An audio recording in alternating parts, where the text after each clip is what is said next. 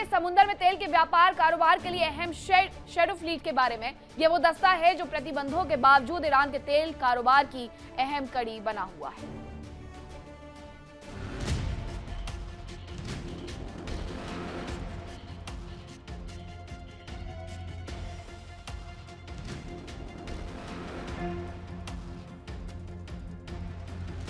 America की Hormuz की घेराबंदी हो या रूस से तेल का व्यापार, इनमें शैडो फ्लीट का अहम रोल बताया जाता है। अमेरिका ने दावा किया कि महज 36 घंटे में ईरान के समुद्री व्यापार को लगभग रोक दिया।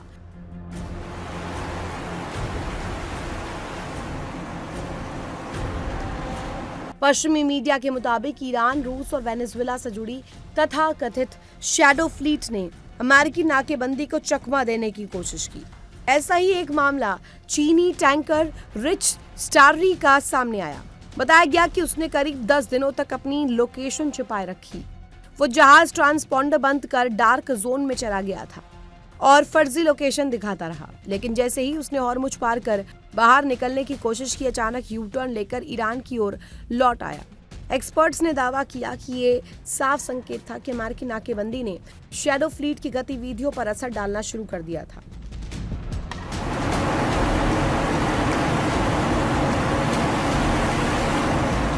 दरअसल शैडो फ्लीट के जहाज अपनी पहचान छिपाते हैं, जिसके लिए वो ट्रांसपॉन्डर बंद कर देते हैं।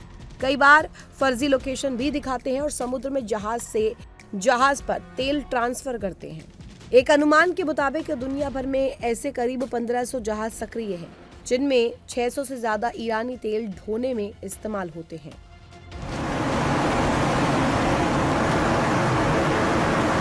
अमेरिका ने साफ किया था कि उसने सभी जहाजों को नहीं रोका, बल्कि सिर्फ उन जहाजों को टारगेट किया जा रहा है जो ईरानी बंदरगाहों से जुड़े हैं। इसके लिए ड्रोन, सैटेलाइट और खुफिया जानकारी का इस्तेमाल किया जा रहा है। रिपोर्ट्स के मुताबिक अमेरिका ने इस ऑपरेशन के लिए 15 से ज्यादा युद्धपोत तैनात किए हैं।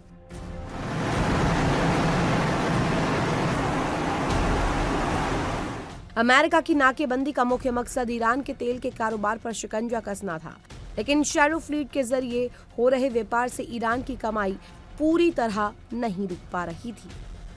Bureau report, India daily.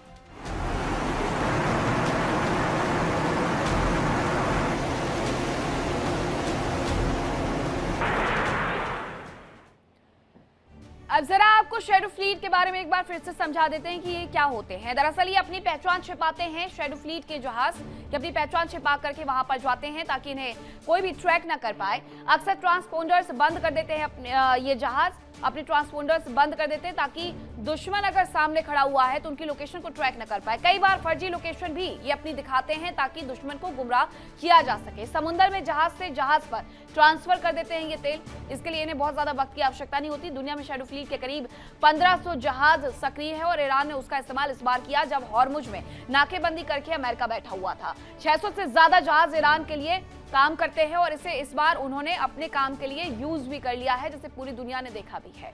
अब आगे बढ़ेंगे, खबर बताते हैं आपको। ईरान की अमेरिका को सीधी चेतावनी देखने को मिली है। ईरान का हिजबुल्लाह के समर्थन में बड़ा बयान सामने आया है।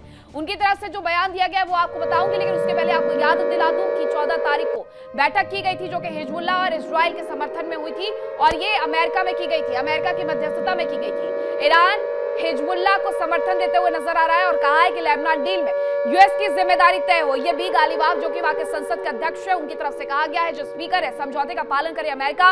ये गालिबाफ की तरफ से कहा गया है कि अगर अमेरिका ने वाशिंगटन ने ये जिम्मेदारी उठाई है कि वो इजराइल की और लेबनान की मध्यस्थता करेगा तो लेबनान डील में यूएस को अपनी जिम्मेदारी भी तय करनी चाहिए। ये भी गालिबाफ की तरफ से कहा गया। उनकी तरफ से कहा गया कि समझौते का पालन अमेरिका की तरफ से भी किया जाना चाहिए। जरा ये तस्वीर आप देखेंगे तो आपको समझ में आ जाएगा कि आखिरकार किस तरीके से लेबनान के हाल खराब है। लेबनान में जिस तरीके से एयर स्ट्राइक की जा रही है उसके बाद सब कुछ यहाँ पर तबाह कर दिया गया है। लेबनान की राजधानी बेरूत पूरी तरीके से ध्वस्त हो गई है और पूरी दुनिया एक स्वर में ये कहते हुए नजर आ रही थी कि जब ये शांति वार्ता हो रही है तो इसमें लेबनान को भी शामिल किया जाना चाहिए, लेकिन इजराइल लेबनान के मुद्दे पर पूरी तरीके से सख्त नजर आया था, जिसने ये कहा था कि वो लेबनान पर हमले नहीं बंद करने वाला है। लेकिन 33 साल का एक लंबा इंतजार, जिसके बाद लेबनान की सरकार के साथ आखिरकार बैठ करके इजराइल बात करने के लिए तैयार हो गया वॉशिंगटन की मध्यस्थता में, और अब वो बातचीत हो चुकी है, जिस पर बी गालिबाफ का ये बड़ा बयान सामने आया है कि अब अमेरिका को भी अपनी जिम्मेदारी इसमें तय कर लेनी चाहिए। खबर यह है कि इजराइल का लेबनान पर एक बड़ा हमला देखने को मिला है और ये फिर से एक बार साउथ लेबनान में किया गया है, जहां आईडीएफ की एयर स्ट्राइक हुई है। जबल अल राफी में बड़े नुकसान की खबर भी आ रही है। हर जगह उनकी तरफ से ये हमले किए जा रहे हैं। ऐसे में दक्षिणी लेबनान में एक बार फिर से आईडीएफ की एयर स्ट्राइक हुई। जबल अल राफी में बड़े नुकसान की खबर भी सामने आ रही है। अब जरा ये तस्वीरें देख लीजिए। जबल अल राफी से ये तस्वीरें सामने आई हैं जहां पर बड़ा नुकसान हुआ है। ये तस्वीर अगर आप देखेंगे तो अचानक से धरती कांपती है, एक विस्फोट होता है और उसके साथ साथ सब कुछ तबाह हो जाता है। ये तस्वीर अगर आप देखेंगे तो आपको समझ में आ जाएगा कि वहां पर जितना स्ट्रक्चर बना हुआ है वो इस विस्फोट के साथ पूरी तरीके से खत्म हो गया है, नेस्तनाबूद हो गया है। ये तस्वीर देखिए एक बार फिर से आप। अचानक से सिर्फ और सिर्फ धुएं का गुबार नजर आता है, लेकिन यहाँ पर बने हुए घर, मकान, दुकान सब कुछ तहस नहस हो गए हैं। जबल अल राफी की ये तस्वीर है जहां पर ये कहा जाता है कि हिजबुल्लाह का ये गढ़ है। अब ऐसे में आईडीएफ उन तमाम जगहों पर एयर स्ट्राइक कर रही है। दक्षिणी लेबनान में तो एयर स्ट्राइक करते हुए नजर आ रही है, हिजबुल्लाह का गढ़ उसे बता दे रही है। लेकिन उत्तरी इजराइल में ये कहा जाता है, प्रधानमंत्री नेतन्याहू जो कि इजराइल के पीएम है उनकी तरफ से, कि वो उत्तरी लेबनान के लोगों के साथ खड़े हुए हैं जो कि इस वक्त डटे हुए हैं। यानी उत्तरी इजराइल की तरफ वो उत्तरी लेबनान की तरफ इजराइल इसीलिए नहीं बढ़ना चाहता है क्योंकि उन्हें लगता है कि वो भी हिजबुल्लाह के पीड़ित है। लेकिन दक्षिणी लेबनान में वो खुल करके बमबारी करते हुए नजर आ रहे हैं, स्ट्राइक करते हुए नजर आ रहे हैं, जिसकी वजह से बार बार नुकसान होता है। जबल अल राफी में बड़े नुकसान की खबरों की तस्वीरें सामने आई हैं। दूसरी तरफ हिजबुल्लाह को लेकर के ये कहा गया ईरान की तरफ से कि वो समर्थन कर रहे हैं और जो ये वाशिंगटन में मीटिंग हुई है उसकी जिम्मेदारी ले लेनी चाहिए अब किसको?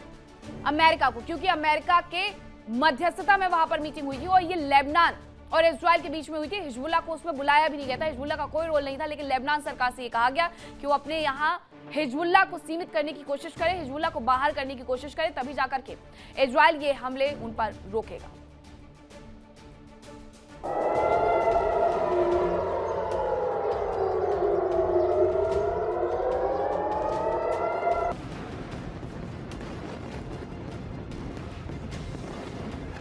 मिडिल ईस्ट में जंग शुरू होने के पहले ही आशंका जताई जा रही है कि ईरान हॉर्मुज पर शिकंजा कसकर दुनिया को परेशान कर सकता है, और हुआ भी वैसा ही। हालांकि बाद में अमेरिका ने हॉर्मुज पर ब्लॉकेड का ऐलान कर दिया, जिससे कई देशों की टेंशन बढ़ गई। हालांकि अब अमेरिका ने भी हॉर्मुज से ब्लॉकेड हटाने का ऐलान कर दिया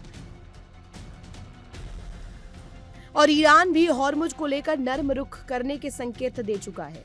खबरों के मुताबिक ईरान ओमान के रास्ते जहाजों को मंजूरी दे सकता है। अमेरिका के साथ चल रही कूटनीतिक चर्चा में तेहरान ने यह प्रस्ताव रखा। अमेरिका और ईरान के बीच हॉर्मुज स्ट्रेट को लेकर तनाव कम हो सकता है। खबर है कि तेहरान ने इस अहम जलमार्ग पर अपने रुख में बदलाव के संकेत दिए हैं।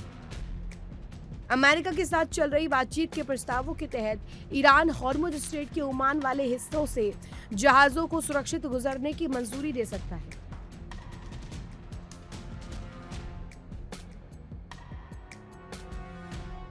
खबर है कि अगर कोई समझौता हो जाता है तो ईरान हॉर्मुज स्ट्रेट के ओमान वाले हिस्से से जहाजों को बिना किसी हमले के जोखिम के आजादी से गुजरने देने पर विचार कर सकता है। हालांकि ऐसा तब ही होगा जब नए सिरे से होने वाले संघर्ष को रोकने के लिए कोई व्यापक समझौता हो जाए।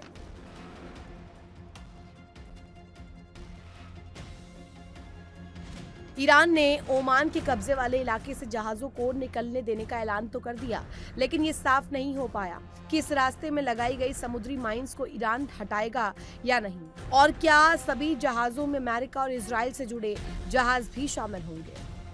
सूत्रों का दावा है कि यह प्रस्ताव इस बात पर निर्भर करता है कि क्या अमेरिका ईरान की मांगे मानने के लिए तैयार है।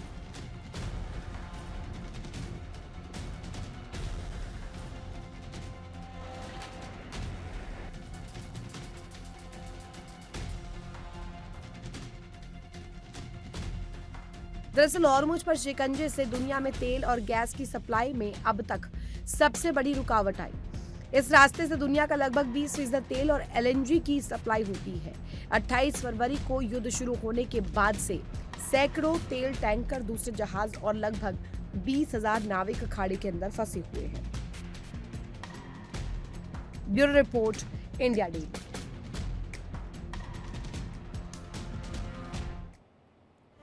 देखिए इंडिया डेली 24/7 अब आपकी स्मार्ट टीवी पर। इंडिया डेली मौजूद है सभी डिजिटल प्लेटफॉर्म पर लाइव और लगातार। इंडिया डेली 24/7, हर दिन राष्ट्र को समर्पित।